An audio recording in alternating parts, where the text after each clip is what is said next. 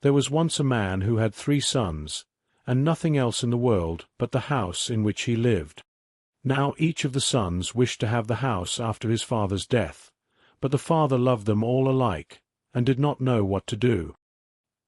He did not wish to sell the house, because it had belonged to his forefathers, else he might have divided the money amongst them.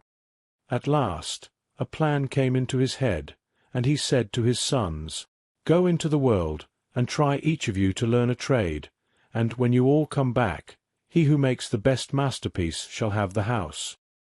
The sons were well content with this, and the eldest determined to be a blacksmith, the second a barber, and the third a fencing master.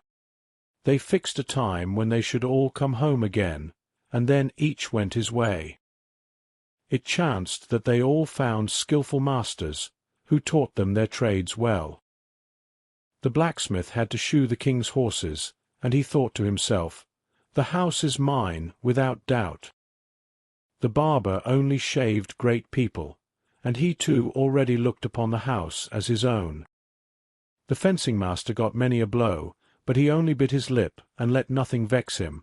"For," said he to himself, "if you are afraid of a blow, you'll never win the house."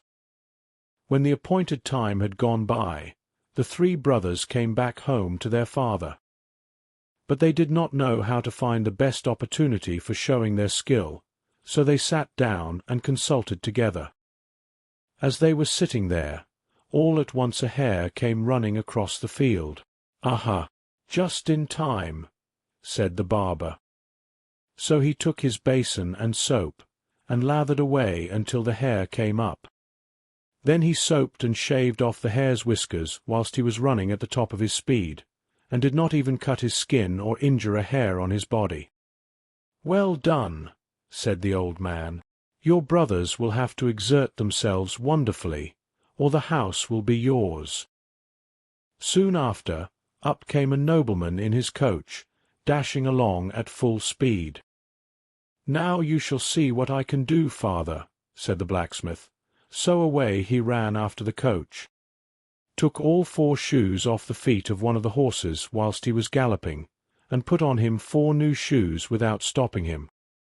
"You are a fine fellow, and as clever as your brother," said his father. "I do not know to which I ought to give the house." Then the 3rd son said, "Father, let me have my turn, if you please." And, as it was beginning to rain, he drew his sword, and flourished it backwards and forwards above his head so fast that not a drop fell upon him.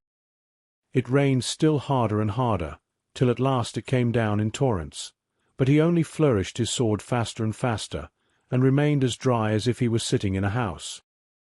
When his father saw this, he was amazed, and said, "This is the masterpiece, the house is yours."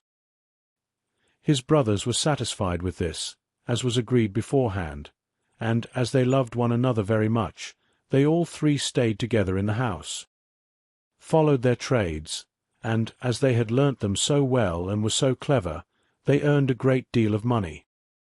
Thus they lived together happily until they grew old. And at last, when one of them fell sick and died, the 2 others grieved so sorely about it that they also fell ill, and soon after died. And because they had been so clever, and had loved one another so much, they were all laid in the same grave. Thanks for watching. Don't forget to like, share and subscribe to our channel for more English stories.